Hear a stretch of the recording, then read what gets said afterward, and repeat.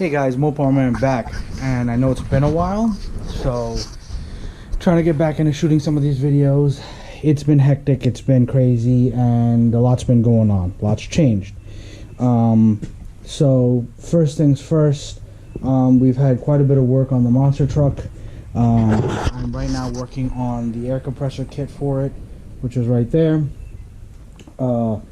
This is going to supply the air for the airbags, and it's going to supply the air for the air horns.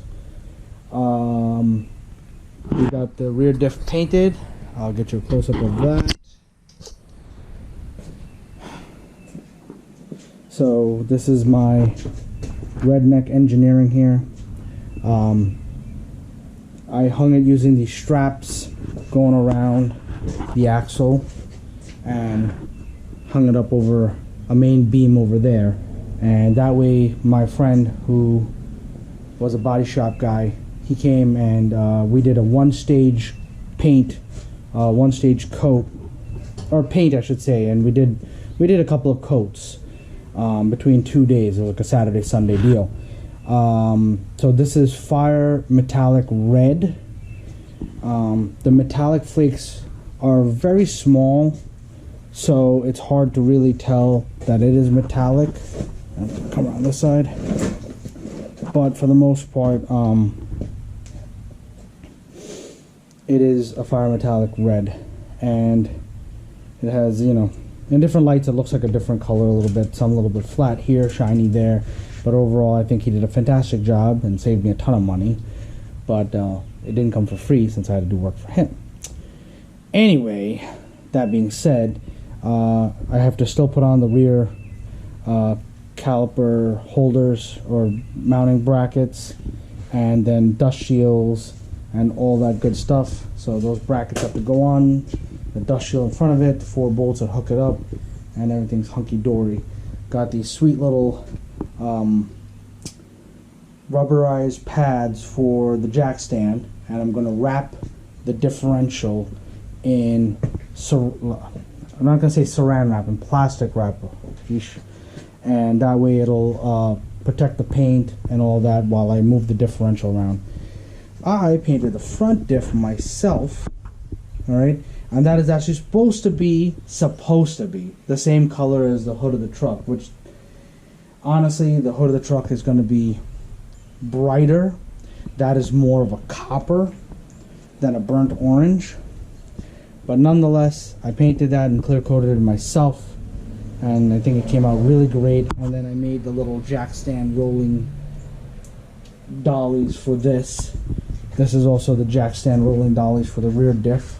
It's just a couple of pieces of 2x4, and this is what I had laying around, and then I bought the rolling casters, which all swivel off of Amazon. Supposedly I think they hold about 500 pounds each or something like that, or 300 pounds each nonetheless.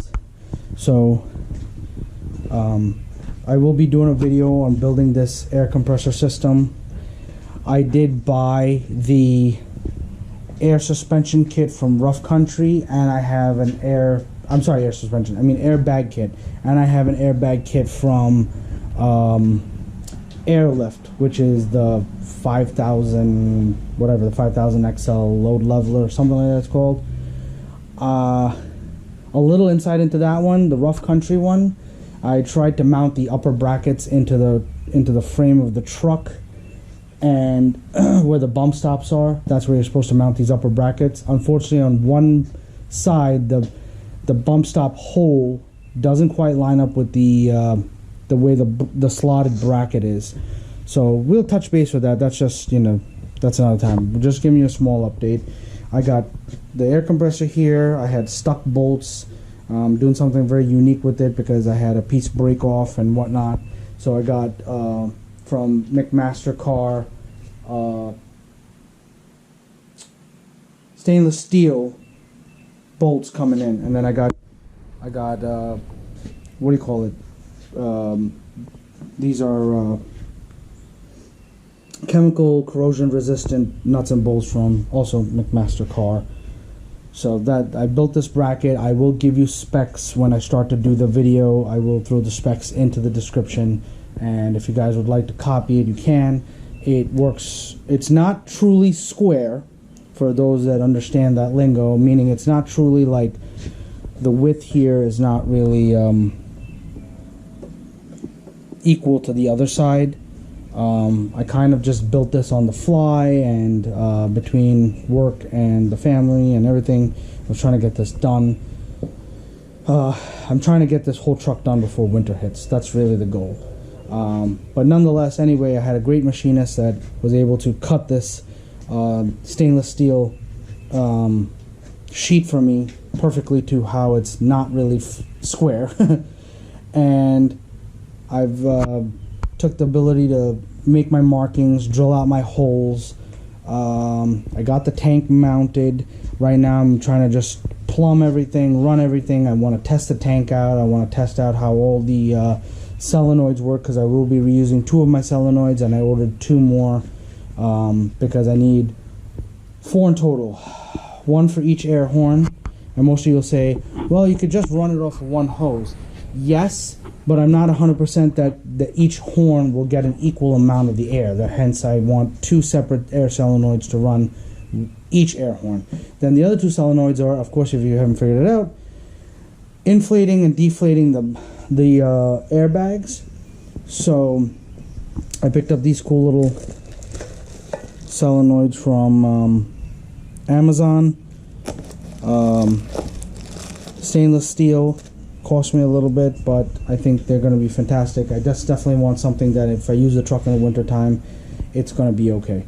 The air tank I got from Bayer themselves. It was about $100 for a 2.5 gallon tank. The compressor and the brain I'm reusing from my old tank, which was a 1.5 gallon tank. I'm not too concerned with going up to 200 psi. I look at it like I don't really need 200 psi. I'll be happy with the 150 or 160 that it goes up to for right now, and then later on I can always come back to that. So just little updates, and yeah, I'll catch you back on my next video. Thanks for watching, guys. Hit that like, hit that subscribe. I appreciate your love and support.